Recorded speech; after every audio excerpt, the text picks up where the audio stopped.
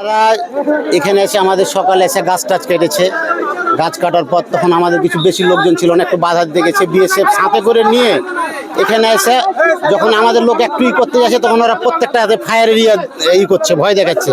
তারপর ওদের সমর্থনে ওরা ককটেল চালাইছে, সাউন্ড গ্রেনেড, কাঁদানে গ্যাস মারছে এবং বাংলাদেশের ভিতরে দিয়ে মানুষের চোখে এবং কয়েকজন আহত হয়েছে, কার চোখে লেগেছে, কার হাতে লেগেছে এবং পাথর চালাইছে। আর আমাদের হাতে বিজেপি শুধু নিষেধ করছে আমাদেরকে, এবং ওরা খালি প্রত্যেকটা ক্ষেত্রে বিএসএফ করছে এবং ওদেরকে করছে এবং ওরা এটা পরিকল্পিতভাবে জনগণকে দিয়ে মনে করলেন আমাদের উপর হামলাটা করাচ্ছে। আমাদের উপরে সকাল থেকে মোটামুটি না ৫-৭ বারে এরকম হয়েছে, বেশি করেছে। তারপর ওরা সীমানা অতিক্রম করে ওরা নিজে মনে এসে সকালে গাছগাছালি কাটে।